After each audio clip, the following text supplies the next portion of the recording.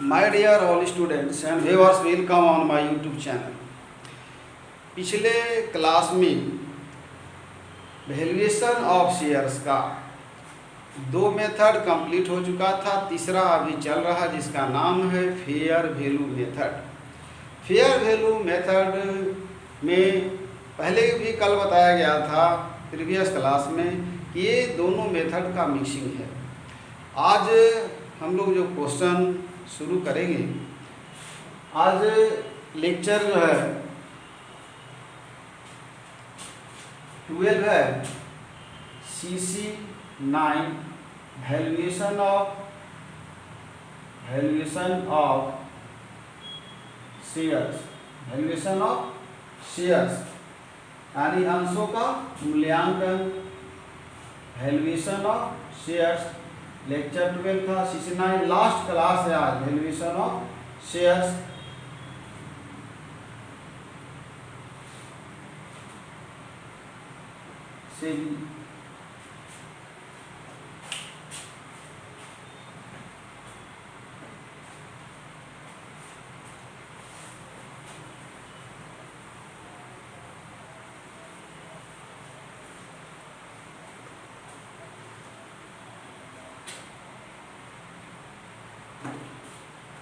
पहले क्वेश्चन पढ़ेंगे और समझाने के बाद उसको हल करेंगे। क्वेश्चन कल 20 कंप्लीट हो गया था, इसके सिंह का ही बुक चल रहा है, चूंकि क्वेश्चन ये भी ठीक दिया हुआ है।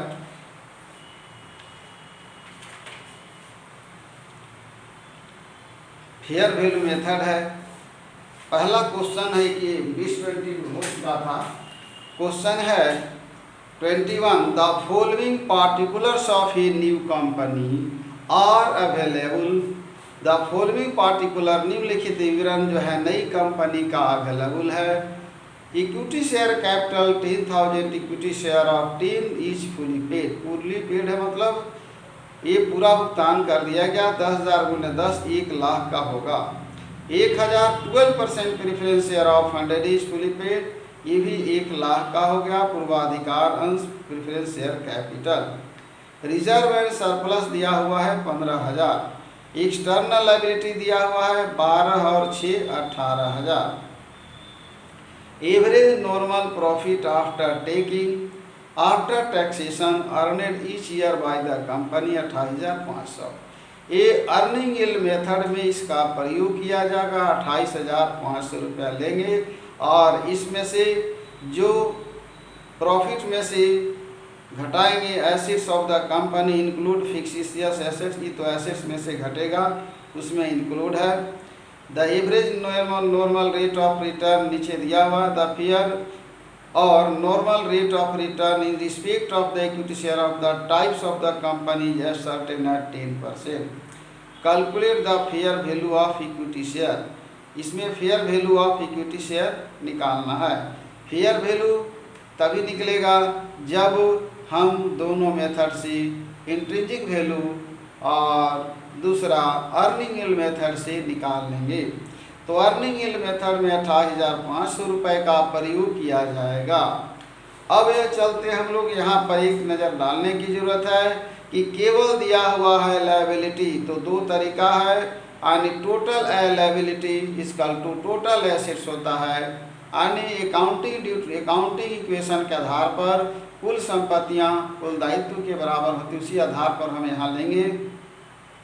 तो एक्सटर्नल लायबिलिटी हम लोग क्या करते हैं, घटाते हैं किसमें से, टोटल एसेट्स में से। टोटल एसेट्स अगर हम निकालेंगे तो 1 लाख होगा इक्विटी शेयर, 1 लाख होगा पूर्वाधिकार अंश, रिजर्व 15, एक्सटर्नल लायबिलिटी सब टोटल जोड़ेंगे और पुनः उसमें से घटाएंगे एक्सटर्नल लायबिलिटी 12 6 18,000, तो बात बराबर ही है। इसलिए हम केवल लायबिलिटी लेकर के चलेंगे। इक्विटी शेयर कैपिटल तो टोटल लायबिलिटी नहीं लिख रहे हैं, या लिख भी सकते हैं, दोनों मेथड सुटेबल है। क्वेश्चन नंबर है 21। एक बार क्वेश्चन नंबर 21 देखेंगे। टोटल लायबिलिटी मैं निकाल रहा हूँ, टोटल लायबिलिटी यहाँ लिख दे रहे हैं कि टोटल लायबिलिटी इक्वल टू होता है टोटल एसेट्स। इस सिद्धांत पर इस क्वेश्चन को हल हम करेंगे। Total liability equal to total assets. अब यहाँ हम ए निकालते हैं ये तो वर्किंग नोट्स में भी लिख सकते हैं कि टोटल लायबिलिटी, यहाँ रीजनेबल दिख नहीं रहा है, नीचे लिख देते हैं टोटल वर्किंग नोट्स में, यहाँ लिख दे रहे हैं वर्किंग नोट्स में समझने के लिए कि टोटल एसेट्स इसका टू होता है टोटल लायबिलिटी। अब यहाँ पर हम लोग निकालेंगे टोटल लायबिलिटी ए निकालते हैं टोटल लायबिलिटीज इसकल टू, देखते हैं नंबर 1 में है इक्विटी शेयर कैपिटल, कुछ नहीं करना है, equity shares capital, equity share capital है 10,000 इक्विटी शेयर, यहाँ लिखेंगे 10,000 equity shares at the rate of ₹10 each, यानी यहाँ आ गया सीधे 1 लाख, नीचे लिखते हैं 1 लाख आ गया। अब हम लोग लिखेंगे क्या परसेंट है, 12% preference share, 12% preference shares capital, ये भी होगा, दिया हुआ है 1,000 गुणे 100 कर देते हैं, 1,000 preference shares at the rate of ₹100 each, यहाँ था 10, ये भी हो गया 1 लाख। फिर करेंगे general reserve, general reserve and surplus दिया हुआ है, रिजर्व एंड सरप्लस 15,000। याद रखेंगे अगर हम टोटल 2,15,000 लेकर के भी चलेंगे तो 100% सही है और आंसर मिलेगा और रिजल्ट वही आएगा जो टोटल लेकर चलेंगे। अभी टोटल ही लिख रहे हैं, आउटसाइड यानी लायबिलिटी दिया हुआ है एक्सटर्नल मतलब आउटसाइड, एक्सटर्नल लायबिलिटी मतलब आउटसाइड लायबिलिटी दिया हुआ है 12 और 6 18,000, यहाँ मैंने जोड़ दिया 18,000, तो 5 8 13 के 3 हाथ में 1 1 1 2 1 3 और ये हो गया 1 लाख 1 2,33,000, कुछ नहीं करना, ये हो गया हमारा एक तरह से टोटल एसेट्स, इसको मान सकते हैं हम लोग टोटल एसेट्स, ठीक है। तो टोटल एसेट्स हो गया, ये हो गया टोटल एसेट्स। अब इसमें हम लोग लिखेंगे टोटल लायबिलिटी यानी एक्सटर्नल लायबिलिटी, एक्सटर्नल लायबिलिटी है हमारा, याद रखिए यही घटाने जा रहे हैं 12 6 18,000, तो यहाँ लिख देते हैं 18,000। इसमें और एक चीज़ घटाना है, यानी लायबिलिटी पहले इसी को घटा देते हैं जो समझने में सुविधा होगा स्टूडेंट को, 13 8 5 और यहाँ बचे 2 1, यही 2,15,000 लेके चलने के लिए बोले थे, यानी ये हो जाएगा एक तरह से नेट एसेट्स। क्या हो गया ये नेट एसेट, नेट एसेट्स नहीं है, इसमें बोला गया है कहीं था, एक सेकेंड, द एवरेज दिया हुआ था 28, हाँ, the assets of the company include fictitious assets, इसमें जो है नेट अभी नहीं बोल सकते हैं, टोटल एसेट्स हो गया, ये टोटल एसेट्स लेस करेंगे फिक्टिशियस एसेट्स, काल्पनिक संपत्ति होता है 800 था शायद 800, तो 10 8 2 हो गया, 10 में 7 घटाए 2, यहाँ हो जाएगा 4 1 2,14,200। अब देखेंगे कि 2,14,200 जो है यहाँ पर आता है। अब जैसे ध्यान देना है, द एवरेज प्रॉफिट ये तो होगा अर्निंग यील्ड बेसिस मेथड के आधार पर, द फेयर और normal rate of return in respect of the equity share of the type of company is ascertained at 10%। Assets basis method में अब यहाँ पर ध्यान देंगे कि एसेट्स में इक्विटी शेयर है 10,000 equity share of 10 each fully paid. तो अब हम लोग इस पर क्या करेंगे, टोटल एसेट्स नेट एसेट्स निकल गया, नेट एसेट्स में से यानी फिक्टिशियस एसेट्स घटा दिए 2,14,200। अब इसमें चूंकि लायबिलिटी घटाया हुआ है, ये भी घटाया हुआ, 2,14,000 हमारा हो गई नेट एसेट्स यानी नेट एसेट्स लिखेंगे इसको, नेट लेस फिक्टिशियस एसेट्स, यहाँ हो गया नेट एसेट्स इक्वल टू इतना आ गया, नेट एसेट्स इक्वल टू आ गया इतना। इसके बाद हम लोग क्या करेंगे कि नेट एसेट्स में इक्विटी शेयर जितना दिया हुआ है, इक्विटी शेयर जो दिया हुआ है, तो इक्विटी शेयर जितना दिया हो उसे हम लोग भाग देंगे तो आ जाएगा यानी वैल्यू ऑफ पर शेयर, वैल्यू ऑफ पर शेयर।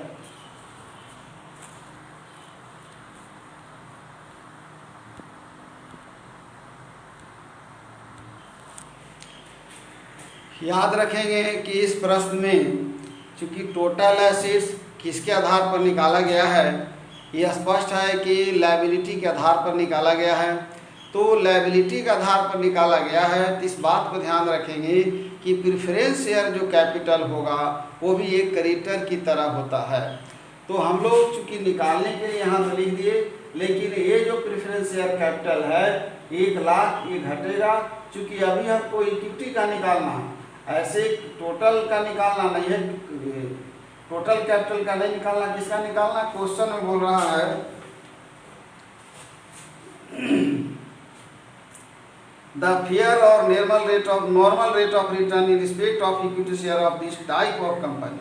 तो हमको निकालना है इक्विटी शेयर का, तो नेट एसेट 2,14,000 अभी नहीं आया है। नेट एसेट्स निकालने के लिए इसमें हमको क्या करेंगे कि लेस करेंगे हम preference share capital, preference share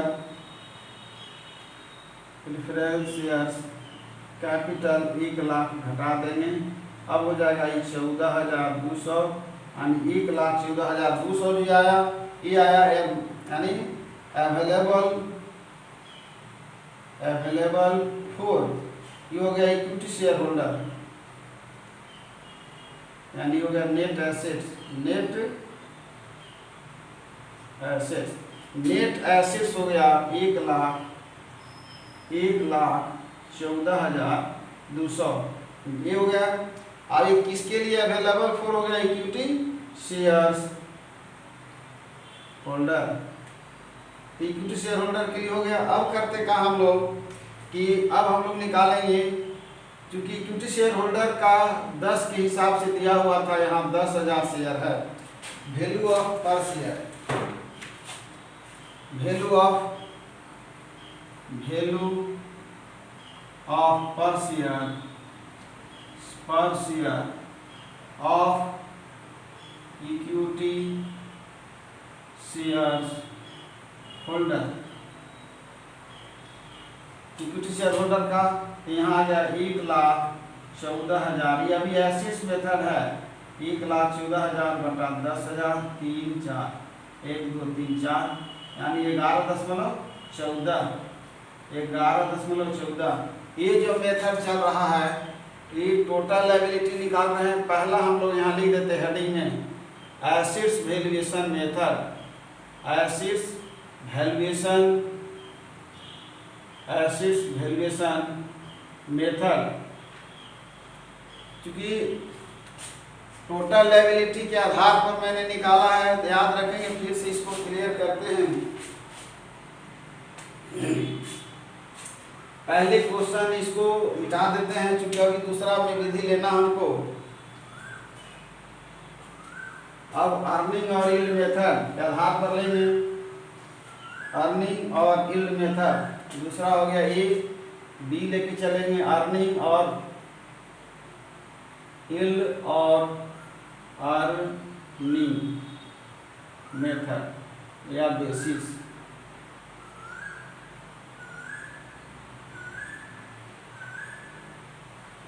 इसके पहले सबसे पहले हम लोग अर्निंग निकालेंगे। क्वेश्चन पढ़ते हैं।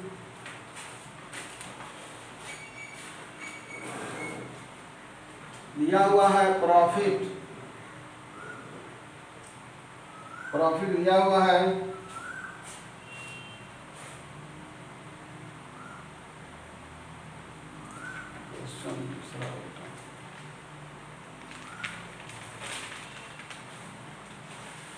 21 नंबर क्वेश्चन है।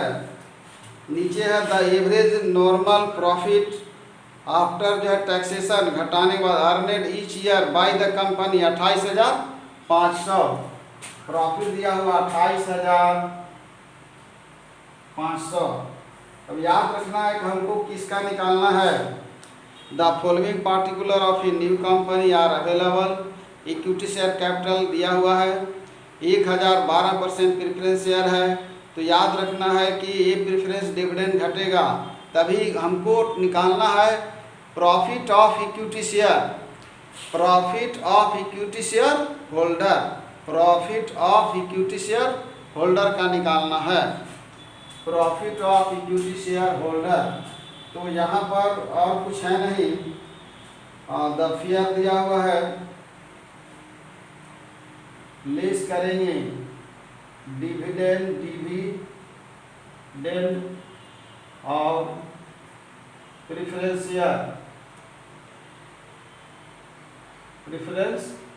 शेयर्स 1 लाख का है, 1 लाख गुने दिया हुआ है 12%, 1 लाख गुने 12% यानी हो जाएगा ये 12,000। यहाँ आएगा घटाने के बाद 12,000, ऐसे खींच देते लाइन। अभी आ गया ये 500, 8 में से 2 घटाए 6 और 16,500। उसके बाद देखते हैं 16,500। द फेयर और normal rate of return in respect of the equity share of the type of company certain है 3%। याद रखना है, कल पहली क्लास में बताया गया है, क्योंकि स्टूडेंट सामने नहीं है तो जवाब क्या मिलेगा। इसके पहले हमको निकालना होगा rate of dividend, rate of dividend. तो ये डिविडेंड जो है 16,500 जो आया है, ये अवेलेबल है डिविडेंड, यानी पैसा किसको मिलेगा, इक्विटी शेयर होल्डर को। तो इक्विटी शेयर होल्डर का हम लोग पुनः देख लेते हैं कि और कहीं कुछ है नहीं। 10,000 का है, ये सब कर दिए हैं, कुछ नहीं है। यहाँ पर याद रखना है कि अब हमको निकालना है, सबसे पहले ये 16,500 हो गया। तो ये 16,500 जो है प्रॉफिट है, इट इज प्रॉफिट। यह जो प्रॉफिट फॉर है इक्विटी शेयर होल्डर, इक्विटी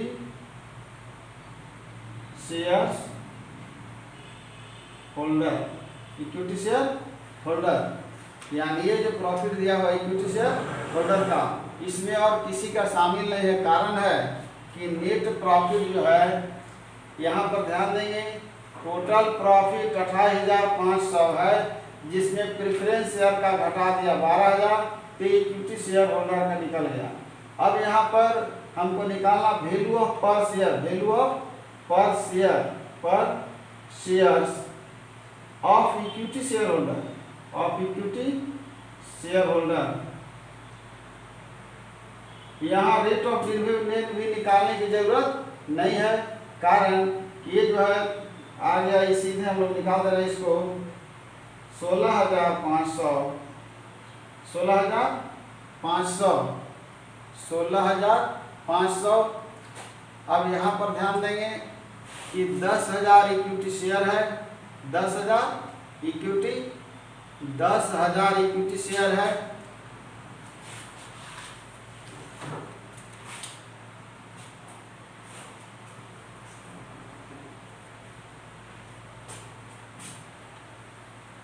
यानी फिर से समझे इसको कि प्रॉफिट जो है इसका आ गया 16,500। तो चूंकि नॉर्मल रेट ऑफ रिटर्न दिया हुआ है, तो हम रेट ऑफ डिविडेंड निकालेंगे, तभी ये जो है निकलेगा रेट ऑफ डिविडेंड। यहाँ profit of equity share holder value per share, ये बाद में निकलेगा। Rate of dividend, rate of dividend equal to हो जाएगा, ये दिया हुआ है 16,500। ये फॉर्मूला है कि 16,500 है, लेकिन कितना शेयर पर है, 10,000 शेयर पर है। पेड अप कैपिटल 10,000 नहीं, पेड अप कैपिटल हम लोग लिखते हैं पेड अप कैपिटल 10,000 तो नंबर ऑफ शेयर हुआ, पेड अप कैपिटल हो गया 1 लाख, यानी फॉर्मूला भी लिख देंगे, गुने हो जाएगा 100। तो यहाँ पर 2 जीरो और 2 4 जीरो खत्म हो जाएगा, 1 2 3 4, यानी 16.5 आ गया, 16.50। अब हम लोग 16.50 हो गया रेट ऑफ डिविडेंड। अब वैल्यू ऑफ पर शेयर, वैल्यू ऑफ पर शेयर इसकल टू हो जाएगा, याद रखेंगे लिखा हुआ है कि रेट ऑफ डिविडेंड, फॉर्मूला उसका भी यहाँ लिख देते हैं, rate of dividend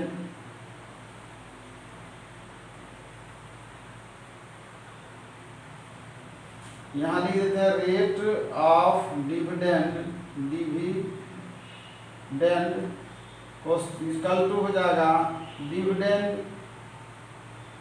dividend by paid up capital, paid up fully paid है, इसे पूरा लिखे, पेड अप कैपिटल गुने 100 होगा, जो यहाँ लिखा गया है। ठीक है, अब इसका निकाल चुके हैं 11.14, यहाँ इसको लिख देते हैं 11.14। अब इसको हम हटा देते हैं इधर। अब चूंकि निकालना है वैल्यू ऑफ पर शेयर, पर शेयर इसका होता है rate of dividend, rate of dividend, rate of dividend by हो जाएगा, यानी इसका दिया हुआ होगा rate of dividend by normal rate of return दिया हुआ होगा, वैल्यू ऑफ पर share by rate of dividend 10 दिया हुआ है, और into paid up value of share, paid up value of share, तो paid up value of share है इसका दिया हुआ है, यहाँ ये 10 दिया हुआ है, पेड अप वैल्यू 10,000 का 10, ये 10 कट जाएगा, यानी रिजल्ट कितना ही आएगा 16.50। याद रखिए दोनों स्थिति में बराबर आ रहा है। कारण क्या है कि रेट ऑफ डिविडेंड देखिए, बिना अर्निंग मेथड में बिना रेट ऑफ डिविडेंड निकाले वैल्यू ऑफ पर शेयर नहीं निकाल सकते हैं, रेट ऑफ डिविडेंड निकाले क्योंकि एक्सचेंज रहता, चूंकि दोनों सेम है इसलिए टैली कर जा रहा। एक क्वेश्चन कंप्लीट हुआ, अब शुरू से इसको पुनः समझाते हैं। यानी इक्विटी शेयर कैपिटल याद रखना है कि यहाँ assets, in this question assets is note given, इस प्रश्न में संपत्ति नहीं दी हुई है, तो सबसे पहले हम लोग संपत्ति का पता लगाएंगे। संपत्ति का पता लगाएंगे, संपत्ति का पता लगाने के लिए यहाँ पर एक ही रास्ता है कि कुल संपत्ति बराबर कुल दायित्व, यानी total liability equal to total assets होगा। तो टोटल लायबिलिटी मैंने लिया इतना, जिसमें लायबिलिटी आउटसाइड है, टोटल आउटसाइड या एक्सटर्नल लायबिलिटी बोलेंगे इसको, एक्सटर्नल, एक्सटर्नल लायबिलिटी घटा दिए, जो एक्सटर्नल लायबिलिटी घटा दिया 18,000, ये आ गया टोटल एसेट। इसलिए बोला गया कभी फिक्टिशियस एसेट्स घटाएंगे, और यहाँ फिक्टिशियस एसेट्स घटाने के बाद चूंकि हमारे पास एसेट्स नहीं था, चूंकि प्रेफरेंस शेयर इसके कैपिटल के आधार पर लेके चले थे, इसलिए यहाँ कंफ्यूजन हो रहा था।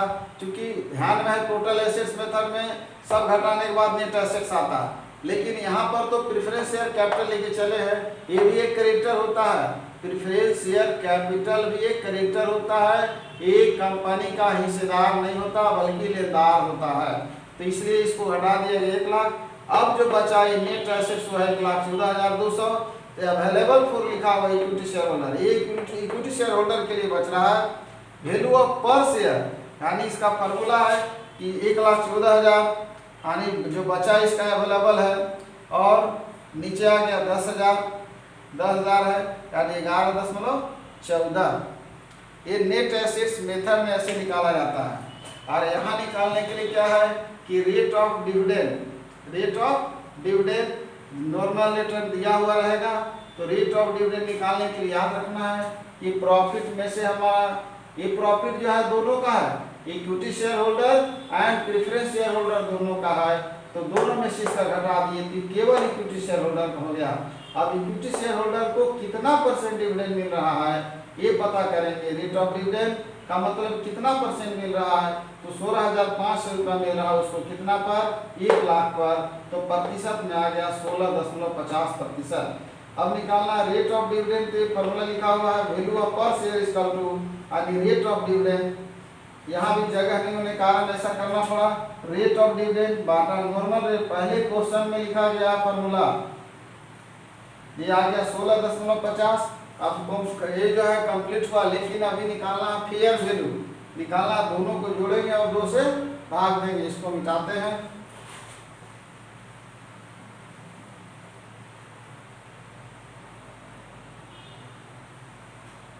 फेयर वैल्यू, फेयर सी निकालेंगे, इसका सी पार्ट होगा फेयर वैल्यू। इसका तो फेयर वैल्यू मेथड में जोड़ देंगे 111.14 प्लस है 16.50 बाई 2, ये हो जाएगा 0। यहाँ है 4 हो गया, 5 अब 6 हो जाएगा, और यहाँ 6 अब 7 हो जाएगा, 1 1 2 27 बटा हो जाएगा 2, 13 दूना 26, 1 पर 6 16 2 8 16 2 दूना 4 यानी 13.82। सब देखते हैं।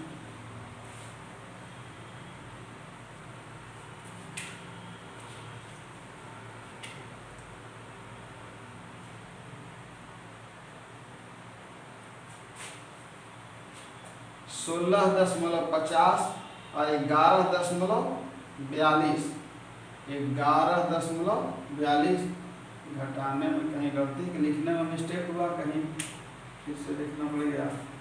टोटल एसेट्स था यहाँ पर 8 5 13, 8 5 13 के 3 हाथ में 1 1 1 2 1 3 हो गया, और 1 1 2,33,000 में से घटाए थे हम लोग 18,000, 13 में से 8 घटाया 5 आया था, 13 में से 8 घटाया 5, और यहाँ बच गया था 2,15,000। 2,15,000 में से घटाए थे 2,15,000 में से घटाए थे हम, यानी 800 घटाए थे, यही छूटा है लगता है। 10 में से 8 घटाया 2, यहाँ हो गया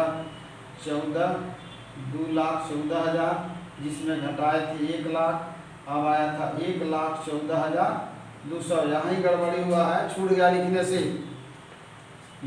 छूट गया, थोड़ा दशमलव में डिफरेंस आ रहा था, तो यहाँ लिखने से छुटा हुआ है, वो तो मिटा दिए थे।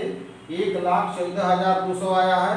आप कैलकुलेशन अपने से कर सकते हैं, ये काटने के बाद आ जाएगा यानी 11.42 आएगा, 11.42 देख लेंगे इसको, 11.42 2 रह गया, 11.42, तो 2 के 2 हो गया, 4 और 5 हो गया 9, और 6 और 1 7 हो गया, अब 1 2 हो गया, डॉट मार रहे हैं, 2 से 13 दूना 26, 1 पर 19 2 9 18 और 2 6 12, यानी 13.96। चूंकि 200 छूट गया था, 13.96 दिया हुआ इसका फेयर वैल्यू मेथड के आधार पर। यही आंसर है। क्वेश्चन अभी कंप्लीट हुआ। लिखने से भूल गया, ज़्यादा फास्ट चलने में भी थोड़ा गड़बड़ा गए। खैर उसमें आगे देखेंगे। गड़बड़ाने की बात नहीं, कैलकुलेशन स्वयं करने के बाद है, जोड़ घटाव नहीं, यहाँ प्रोसेस बताया जाता है, मेथड। क्वेश्चन भी हल कर देना, चूँकि डायरेक्ट क्वेश्चन बनाते हैं हम। एग्जाम्पल अभी तक कभी किसी भी ईयर में एग्जाम्पल मैंने बनाता ही नहीं हूँ, क्योंकि स्टूडेंट को एग्जाम्पल बनाने के लिए खुद छोड़ दिया जाता है, वो बनावे, कहीं कोई परेशानी हो तो बता दिया जाएगा। अब हम लोग आगे की ओर बढ़ते हैं। नेक्स्ट क्वेश्चन, पेज पलटा जाना है।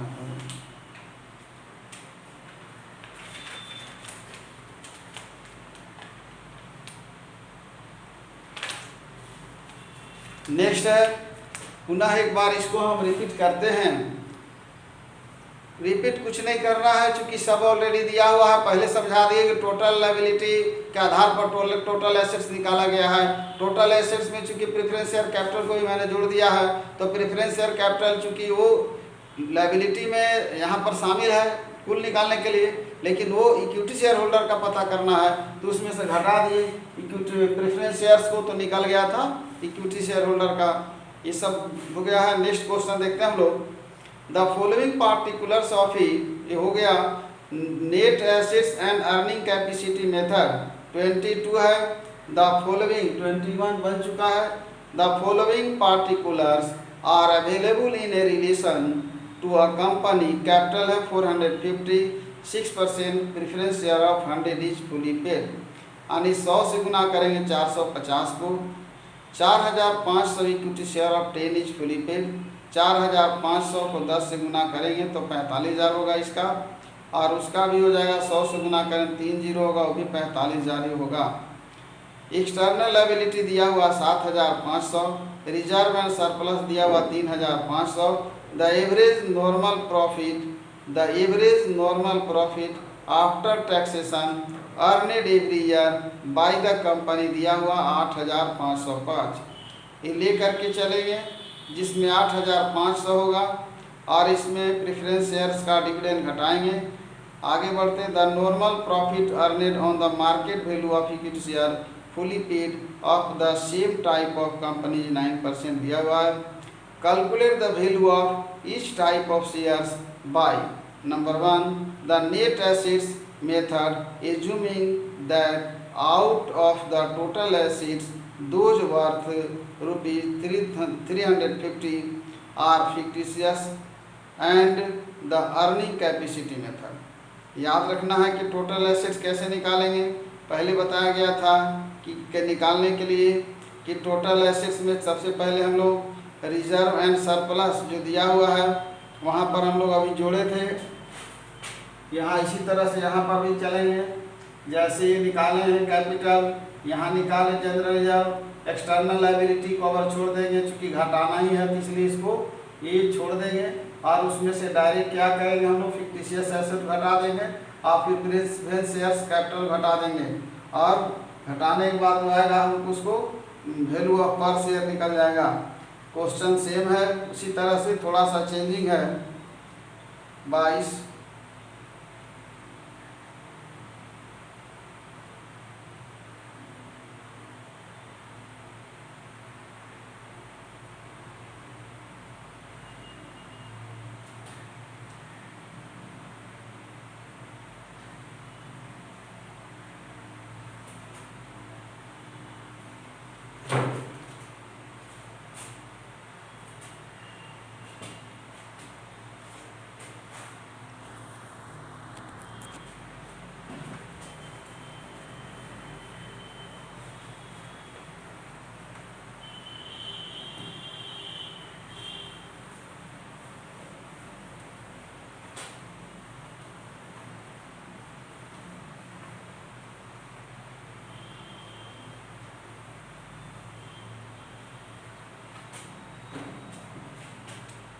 क्वेश्चन नंबर 22 सेम क्वेश्चन है।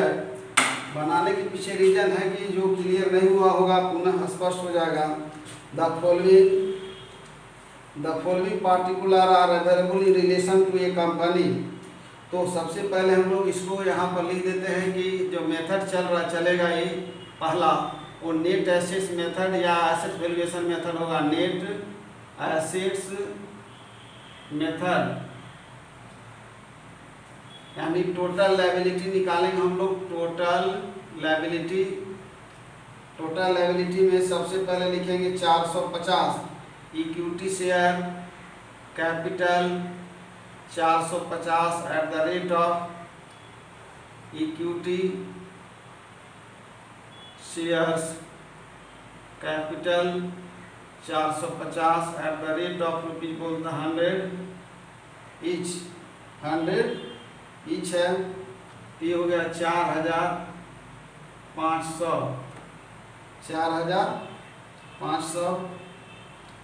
फिर है 4,500 ये प्रेफरेंस शेयर है, ऊपर में लिख देते हैं, और ऊपर नीचे कैपिटल है 450 6% प्रेफरेंस शेयर्स है 100 इच 4,500 इक्विटी शेयर है।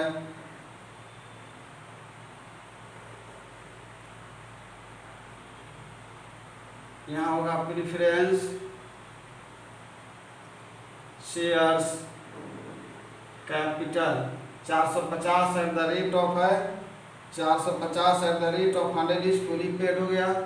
अब लिखेंगे हम लोग इक्विटी शेयर कैपिटल, ऊपर नीचे हो गया, कोई दिक्कत नहीं है, इक्विटी पहले होता है। इक्विटी शेयर कैपिटल ये है 450 की जगह पर 4500 equity share at the rate of rupees दिया हुआ 10 इच, ये हो गया 4500, 45,000 होगा, 4500 यहाँ दिया हुआ है, 4500 के 10 से गुना करेंगे, 4500 को 10 से गुना करेंगे तो ये होगा 45,000, और यहाँ 450 को 100 से गुना करेंगे, ये भी गलती हुआ है, 450 गुने 100 20130, ये भी आ जाएगा 45,000, 45,000 हो गया। एक्सटर्नल लायबिलिटी 7,500 है। रिजर्व एंड सरप्लस खाली जोड़ दे रहे हैं, एक्सटर्नल लायबिलिटी कवर नहीं लेंगे। Reserve and surplus, reserve and surplus है, रिजर्व एंड सरप्लस 3,500। तो याद रखना एक्सटर्नल लायबिलिटी इसलिए नहीं ले रहे हैं कि अगर उसको घटाते थे, अगर छोड़ दे रहे हैं 500, 45 गुना 90 और 3 93,500, ये आ गया। मान के चलिए आपका नेट एसेट्स ना इंक्लूडिंग लिख दे रहे हैं, इंक्लूडिंग नेट एसेट्स, लास्ट में एक्चुअल नेट एसेट्स कर देंगे। नेट एसेट्स है जिसमें घटाएंगे हम, नीचे पढ़े थे कहीं फिक्टिशियस एसेट्स है। The average normal rate of return दिया हुआ है, आप प्रॉफिट 8,505, हाँ दिया the asset the net assets method assuming that out of the total assets those worth, यहाँ कर देते हैं टोटल एसेट्स, अभी इसको लेकर के ही चलते हैं हम लोग, टोटल एसेट्स लेस करते हैं, एक ही बार में कर दे रहे हैं। फिक्टिशियस एसेट्स ये दिया हुआ 350, यहाँ पर दिया हुआ 350, अब इसमें हम प्रेफरेंस शेयर कैपिटल घटा देंगे। Preference share capital, preference share capital दोनों 45,000 है, इक्विटी और preference share capital 45,000, preference shares capital 45,000,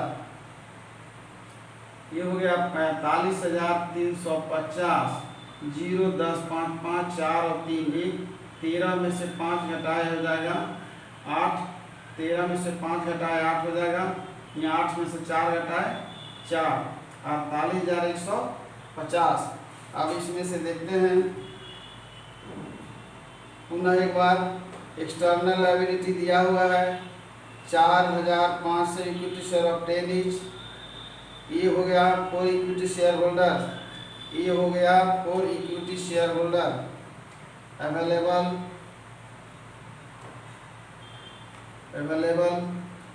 for equity shares holder के लिए हो गया, इक्विटी शेयर होल्डर के लिए इक्विटी शेयर होल्डर है 4,500, 4,500। रिजर्व एंड सरप्लस लिखा हुआ है 4,500।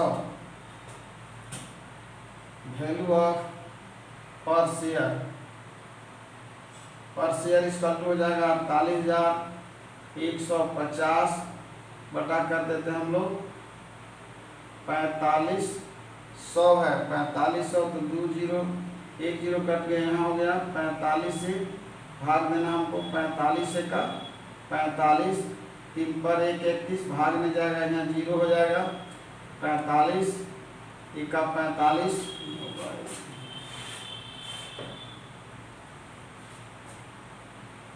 इसको मोबाइल से कर लेंगे, देख लेते हैं पहले आंसर का क्या पोजीशन है। वैल्यू ऑफ पर इक्विटी शेयर है 10.70, इसका मतलब आ जाएगा, थोड़ा सा ट्राई कर लेते हैं, 4815 दशमलव यहाँ कर देते हैं 45, 1 का 45, 8 5 3 हो गया, फिर यहाँ दशमलव 1 अंक उतरेगा, ये 1 उतरेगा तो यहाँ 0 बैठ जाएगा, यहाँ दशमलव बैठेगा, ये हो जाएगा 5। अब हो गया 40 बचे 200 और 5 यहाँ 25, यानी 5 36 के शून्यात में 3, 5 का 20 3 23, यानी लगभग 7 बार देखते हैं। 7 बचे 35 के 5 हाथ में 3, 7 चौक 28 और 3 31, 7 बार में एक्यूरेट कट जा रहा है, इसलिए हो जाएगा 10.70। ऐसे गुना भागा खुद करेंगे, अपने से गुना भागा करना है, मोबाइल से निकाल लेते हैं ना, यहाँ पर अभी उपलब्ध नहीं है इसलिए टाइम किल होता है। आगे बढ़ते हैं हम। अब एक मेथड मेरा कंप्लीट हुआ, ये हो गया आपका नेट एसेट्स मेथड में वैल्यू पर इक्विटी शेयर 10.70 आ गया। अब निकालना value of preference share.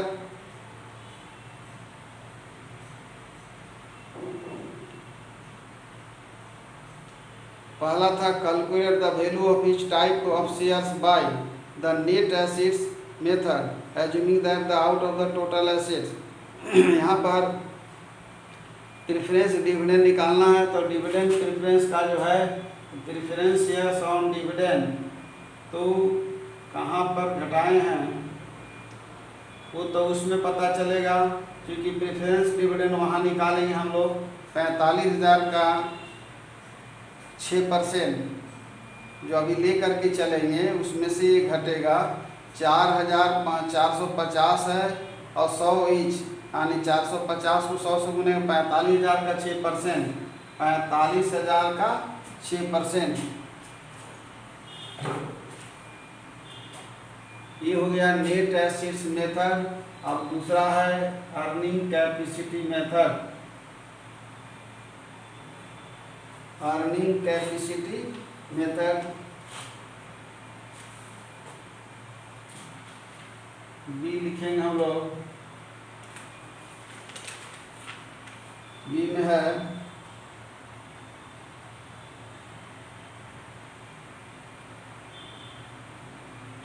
Earning capacity method. Earning capacity method पहले निकालेंगे हम लोग इनकम या प्रॉफिट एंड लॉस दिया हुआ है। प्रॉफिट लॉस, प्रॉफिट दिया हुआ है, प्रॉफिट दिया हुआ 8,505, 8,505। ये प्रॉफिट में, इस प्रॉफिट में दोनों का शामिल है, इक्विटी शेयर होल्डर और प्रेफरेंस शेयर होल्डर का। तो लिस्ट करेंगे हम लोग dividend on dividend on preference shares, तो 45,000 गुने 6/100, 2 0 तैसी खत्म, 2 6 0 6 25 30 के शून्यात में 3, 6 14 24 3 2700, 6 0 0 6 25 30 के शून्यात में 3, 6 14 24 3 2700 आ गया। 2700, 5 रहेगा ही, 0 रह जाएगा, 15 में 7 घटाएंगे 8 बचेगा, 15 7 8, 15 7 8 हो गया, और यहाँ 7 में से तो घटाए 5, ये 5805 आया। ये किसके लिए अवेलेबल होगा? ये अवेलेबल होगा फॉर इक्विटी शेयर होल्डर। और देखते हैं कुछ है इसमें अवेलेबल।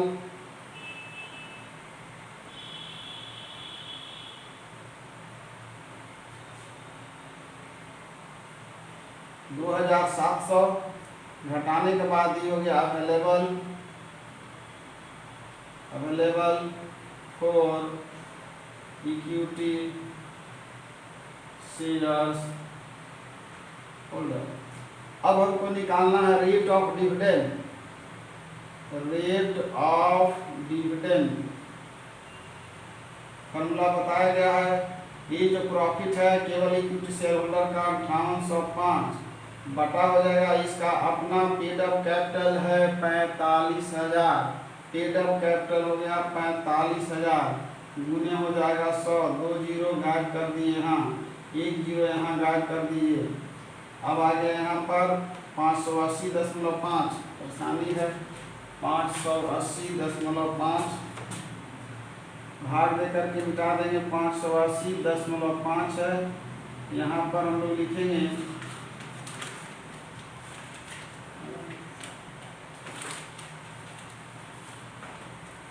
और कोई खर्च नहीं है। 580.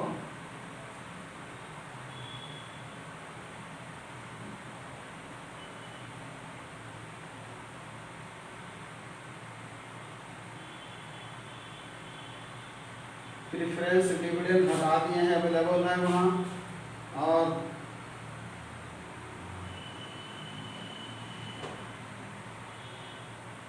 एक्सटर्नल लायबिलिटी से कोई मतलब नहीं है। Reserve and surplus, reserve and surplus इससे भी कोई मतलब नहीं है। The average after taxation the normal profit earned on the market value of equity share fully paid of the same type of company 9%. Calculate the value of each type of shares by the net assets method as ये तो निकल गया था। और value of equity share का निकालना है, तो इक्विटी शेयर का निकाल रहे हैं। प्रेफरेंस शेयर्स का है लाभांश कितना होगा। प्रेफरेंस शेयर्स का लाभांश है 2700 और इसको जो है लाभ हो रहा है 2700 और शेयर कितना है लाभांश शेयर है इसका 4500। इसका भी रेट निकालेंगे, इसका लेकिन जरूरत है नहीं। अब रेट ऑफ डिविडेंड बराबर होता है 5805 हो गया। Rate of dividend equal to total हो गया एक प्रॉफिट बटा हो गया कैपिटल 45,000 गुने 100।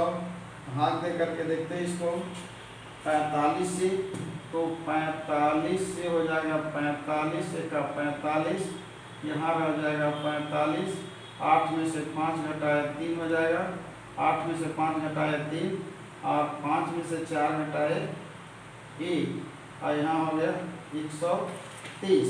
तो 45 दूना 90। ध्यान देना है कि रेट ऑफ डिविडेंड इसलिए निकाला जा रहा है कि यहाँ पर अर्निंग कैपेसिटी मेथड में रेट ऑफ डिविडेंड निकालने के बाद बटा लिखें नॉर्मल रेट ऑफ रिटर्न और पेड अप वैल्यू। तो 130 45 गुना 90, यहाँ हो गया 0, 13 में 9 घटाए 4, यहाँ हो गया दशमलव, यहाँ हो जाएगा 5।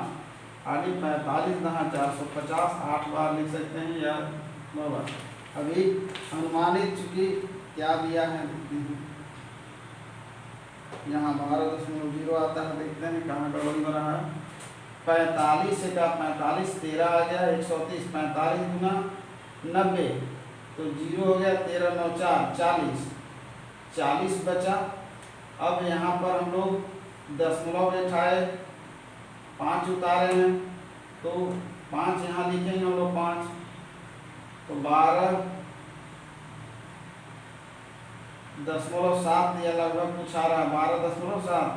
आंसर कुछ है कैलकुलेशन करके देख लेंगे। यानी 12 भी जा रहा है 12.06 है मेरा आ रहा 7। मोबाइल से कैलकुलेट कर लेंगे, क्लियर पता चल जाएगा।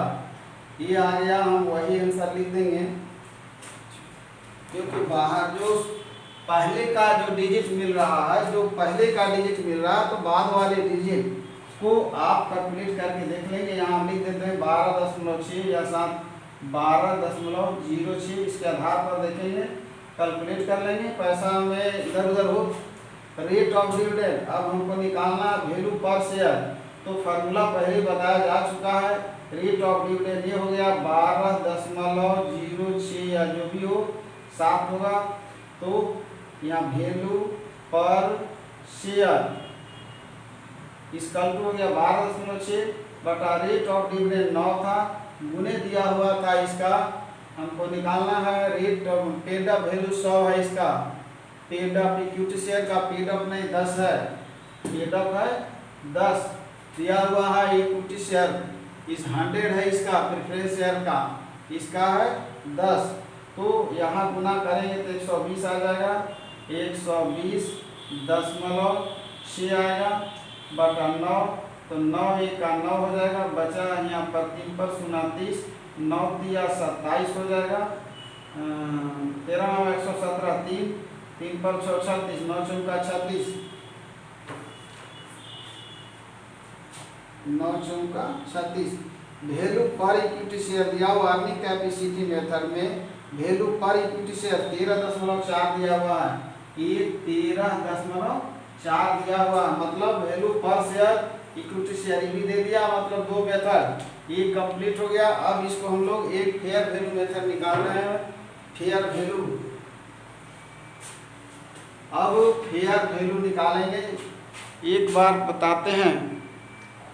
याद रखना है कि अर्निंग कैपेसिटी मेथड में प्रॉफिट को लेते हैं, प्रॉफिट में अगर कुछ और खर्चा रहता जो इस रिलेटेड बिजनेस होता तो घटाते, लेकिन है नहीं। डिविडेंड प्रेफरेंस, डिविडेंड और प्रेफरेंस शेयर इसलिए घटा रहे हैं क्योंकि हमको केवल इक्विटी शेयर का निकालना, ऑनर ऑफ इक्विटी, क्योंकि ये जो है पूर्वाधिकार लेनदार, ये कंपनी का क्रेडिटर होते हैं, इससे हमारा कोई मतलब नहीं है। उसका वैल्यू पर शेयर निकालने के लिए कहेगा तो निकालेंगे, लेकिन अभी हमको इक्विटी का निकालना है। तो ये आगे लिखा हुआ है available for equity share holder, ये इतना इक्विटी शेयर होल्डर के लिए है। अब इसका क्या रेट ऑफ डिविडेंड हो गया 5805, लगाया था 45,000, पेड अप कैपिटल है, 100 से गुना की इतना आया। वैल्यू पर शेयर निकालेंगे, रेट ऑफ डिविडेंड है फार्मूला, कई बार बता चुके हैं कि rate of dividend by normal rate of return, याद रखेंगे। जगह का प्रॉब्लम यहाँ हुआ, लेकिन ऐसे भी पहले भी लिख दिए थे, और नहीं तो पुनः लिख देते हैं। वैल्यू पर शेयर बराबर हो जाएगा रेट ऑफ डिविडेंड बाय हो जाएगा नॉर्मल रिटर्न इनटू हो जाएगा पेड अप वैल्यू, कल भी लिखा गया। तो यहाँ दिया हुआ है 12,9 दिया हुआ था, और 10 इसका है यहाँ पर इक्विटी शेयर का। अब आगे हम निकालते हैं हम लोग फेयर वैल्यू। तो ये का आया था अभी 10.70, ये का आया 10.70,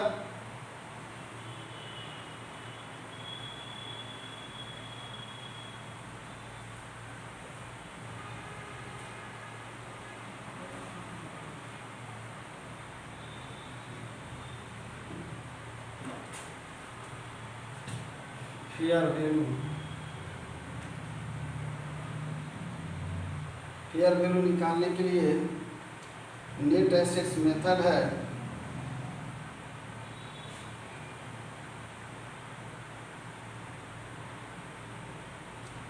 यहाँ लिखा हुआ calculate the value of each type of shares by the net asset the earning capacity method. तो वैल्यू पर इक्विटी शेयर 10 शेयर आ गया, प्रेफरेंस शेयर्स का 100 है, अर्निंग कैपेसिटी मेथड 13.4 है, preference share 100 expected to return दिया 12.6, ये दिया हुआ नहीं है। फेयर वैल्यू मेथड यहाँ लिख दिया ऊपर में net assets and earning capacity method, ये फेयर वैल्यू मेथड का क्वेश्चन नहीं है, इसलिए क्वेश्चन कंप्लीट हुआ।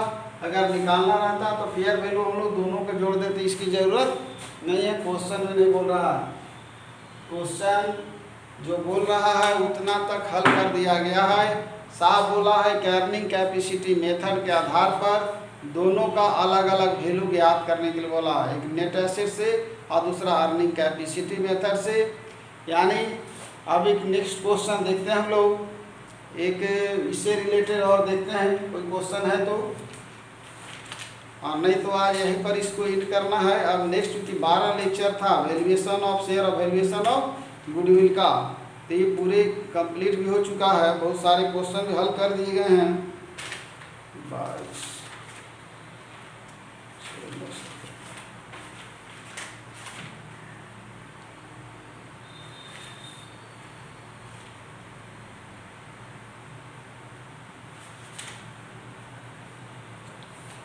अब मिसलेनियस क्वेश्चन है, मिसलेनियस क्वेश्चन है, मिसलेनियस क्वेश्चन को अपने से हल करेंगे।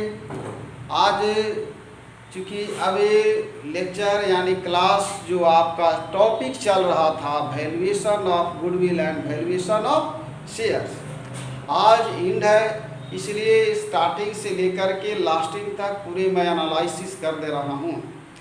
सबसे पहले बिंदु था वैल्यूएशन ऑफ गुडविल। जो स्टूडेंट को समझ में नहीं भी आया होगा वो टोटल समरी को आज सुनेंगे तो उन्हें स्पष्ट और क्लियर हो जाएगा कि दोनों होता क्या है। याद रखेंगे कि किसी भी व्यवसाय में सबसे बड़ी महत्वपूर्ण संपत्ति उसके लिए होती, किसी भी व्यवसाय में, चाहे वो कंपनी हो, संस्था हो, संगठन हो या उद्योग हो, उसमें सबसे बड़ी उसकी पूंजी होती है, वो है ख्याति। ख्याति से यानी व्यवसाय का दिनों दिन यानी दिन दूनी रात चौगुनी बिजनेस बढ़ते जाता है। यानी business depends on reputation, business जो उसकी ख्याति पर निर्भर करती है। तो अब यहाँ पर है इस टॉपिक में कि ख्याति क्या है, मैंने कई तरह से डिफाइन कर चुका था, पिछले वीडियो में देखेंगे। ख्याति काल्पनिक और अमूर्त संपत्ति है, इंटेंजिबल एसेट्स है, जो व्यापार की जस प्रशंसा कृति के आधार पर उत्पन्न होता है। ख्याति के मूल्यांकन के कई विधियाँ हैं, जिसमें नंबर 1 में बताया गया था एवरेज प्रॉफिट मेथड, दूसरा था सुपर प्रॉफिट मेथड, तीसरा था कैपिटलाइजेशन मेथड। सभी मेथड से 2-4 क्वेश्चन हल कर दिए गए हैं। नेक्स्ट था एक यूनिटी मेथड, जो सिलेबस में नहीं था, सिलेबस में स्पष्ट लिखा हुआ है सिंपल, तो सिंपल के जगह पर मैंने बहुत सारे क्रिटिकल क्वेश्चन भी हल कर दिए। अभी भी जो तीसरा मेथड था उससे भी मैंने क्वेश्चन हल किया, जो सिंपल ना होकर के 2 मेथड का मिलना मिक्सिंग होकर के क्रिटिकल बन जाता। तो मैंने चूँकि इस उद्देश्य से पढ़ा दिया, पढ़ाने का मकसद है कि छात्रों को सेमेस्टर 3 सेमेस्टर 4 के स्टूडेंट को पढ़ना था, सेमेस्टर 3 जनरल वालों को पढ़ना था, इसके बाद पीजी में भी इसको पढ़ना है। तो उस स्टैंडर्ड को मद्देनजर रखते हुए मैंने इस सिलेबस से इस लेसन को इस तरह से मतलब वीडियो बनाया, तैयारी कर क्वेश्चन हल किया कि जिससे किसी भी छात्र को कहीं कोई परेशानी नहीं होगी। आगे बढ़ते हैं। वैल्यूएशन ऑफ शेयर, याद रखना है कि आज स्टॉक एक्सचेंज का यानी स्कंद बाजार का यानी बहुत बड़ा ही महत्व है। यानी कंपनी को जब अपने पास पूंजी नहीं होता है तो पूंजी को एकत्रित करने के लिए, इकट्ठा करने के लिए वह जनता के बीच, पब्लिक के बीच अंशों को बेचती है और बेच करके वो पैसा प्राप्त करती है। तो सवाल उठता है कि कोई भी पब्लिक उसकी बातों पर कैसे विश्वास करेगा। तो यहाँ पर अंशों के मूल्यांकन की आवश्यकता होती है, आंतरिक मूल्य का पता लगाने की जरूरत होती है। अब यहाँ पर ये भी कारण खड़ा होता है कि ये तो कंपनी का अपना मामला है इंटरनल, यानी इंटरनल कंपनी का जो है प्रोस्पेक्टस इशू होता है, उसमें सारा चीज़ दिया हुआ रहता है, अंशों का दर और प्रेफरेंस शेयर होल्डर का rate of dividend, articles of association में सारा डिटेल एनालिसिस रहता है, और मेमोरेंडम ऑफ एसोसिएशन में बाहरी लोगों के लिए दिखाने के लिए रहता है, जो उसमें भी दिया हुआ रहता है। हम वहाँ पर से बैक होते हैं, क्योंकि थोड़े समय में इसको पूरे सारांश को बोल देना है। अंश के बारे में बता दिया गया कि अंश क्या होता है। अंश जो है कंपनी की पूंजी विभाग से है। अंश का मतलब होता है हिस्सा, और जो अंश खरीदते हैं वो हिस्सेदार कहलाते हैं, यानी जिसे हम शेयर होल्डर कहते हैं। तो अंशों के मूल्यांकन की आवश्यकता पर गौर करेंगे। यहाँ बात तो भर कर आती है कि अंशों के मूल्यांकन की आवश्यकता सबसे पहले पड़ती है कि जब व्यवसाय को क्रय करना हो, या व्यवसाय को बेचना हो, या कंपनी को एमालगमेट करना हो, मिलाना हो। जब एक बड़ी कंपनी दूसरी कंपनी को खरीदना चाहती है तो उस समय भी अंशों का मूल्यांकन करती है, ताकि उसका मार्केट वैल्यू और कॉस्ट वैल्यू यानी लागत मूल्य और बाजार मूल्य क्या है। दूसरी तरफ इसके कई हैं, जब अंशों को बदलना हो, ट्रांसफ़र करना हो अंश से, यानी चाहे तो अंशधारी के ऊपर निर्भर करता है, वो न्यू इक्विटी में भी बदल सकता है, डिवेंचर में बदल सकता है, प्रेफरेंस शेयर होल्डर में बदल सकता है, यानी अंशों के कन्वर्जन की दशा में, हस्तांतरण की दशा में इसकी मूल्यांकन की आवश्यकता होती है। मैं अंशों के मूल्यांकन और ख्याति के मूल्यांकन की सभी विधियों को यहाँ पर अंशों के मूल्यांकन के लिए 3 मेथड का प्रयोग किया गया है। वहाँ भी 3 मेथड था। यहाँ था पहला एसेट वैल्यूएशन मेथड, और दूसरा अर्निंग कैपेसिटी और यील्ड मेथड था, तीसरा था फेयर वैल्यू मेथड। सारा मैं एनालिसिस कर दिया हूँ। मैं अपने व्यूअर्स और छात्रों को इस लेक्चर को एंड्स करते हुए यह बहुत मैंने समझने की बात है कि जिस ढंग से पढ़ाया जा रहा है रिस्पॉन्स उस तरह से मिल नहीं पाता है। मैं यह आग्रह करता हूँ छात्र छात्राओं से कि वीडियो को अच्छी तरह से देखें और समझने का कोशिश करें, और अधिक से अधिक लाभ उठाएं, अधिक से अधिक लाभ उठाएं। चाहे जहाँ भी हो वीडियो इसलिए बनाया जाता है कि आप कभी भी किसी भी समय अगर खेत में भी काम करते हो तो भी समय निकाल करके पढ़ सकते हैं। क्योंकि अगर खेत में भी काम कर रहे हैं या दिन भर काम भी कर रहे हैं, मजदूरी भी कर रहे हैं, तो रात को भी पढ़ सकते हैं, भोर में भी पढ़ सकते हैं। इसलिए यूट्यूब जो चैनल चलाता है वो कोई बेवकूफ़ नहीं, एक बुद्धिमान आदमी का है जो अपने सर्वोत्तम विकास के लिए, सभी के विकास के लिए एक चुना गया है। जूम ऐप पर भी क्लासेस चलती हैं, ऑनलाइन क्लासेस, लेकिन उसमें टाइम बंधा हुआ होता है कितने बजे से। हो सकता है उस बच्चे के पास साधन उपलब्ध न हो, मोबाइल घर में एक ही हो सकता है कि वह खेतों में काम करता हो, मजदूरी करता हो, तो वैसी स्थिति में सारा ऑनलाइन का सिस्टम फेल हो जाता है। यहाँ तक कहा जाता है यूनिवर्सिटी में एक नई कानून और नियम बनाने जा रहे हैं कि ऑनलाइन भी पढ़ाई होगी। ऑनलाइन ठीक है, अच्छी बात है, तो स्कूल हो गया, स्कूल में बच्चे पढ़ते हैं, उसके लिए टाइम है। जब ऑनलाइन का मतलब होता है जब हम वीडियो का उपयोग करते हैं तो रात में वीडियो बना भी सकते हैं और रात में वीडियो पढ़ भी सकता है। मैं इस वीडियो के माध्यम से कुछ और लोगों को भी संदेश देना चाहता हूँ कि जो पढ़ाने के पद्धति है इससे अच्छा बेहतर यूट्यूब चैनल के माध्यम से पढ़ाने के पद्धति से उससे अलावा यानी इसके अतिरिक्त कोई और बेहतर पद्धति नहीं हो सकता। क्योंकि एक गरीब के लिए, एक बंधुआ मजदूर के लिए और एक विद्यार्थी के लिए, एक शिक्षक के लिए उपयोगी होगा कि कभी भी किसी वक्त अपने यूट्यूब चैनल को खोल करके इसके माध्यम से वह ज्ञान प्राप्त कर सकता है, प्रश्नों को हल कर सकता है। इसलिए मैं कहता हूँ ये जो मीडियम है सबसे बेस्ट और बेटर मीडियम है। इस मीडियम को लगातार चलता रहे और चलता रहेगा।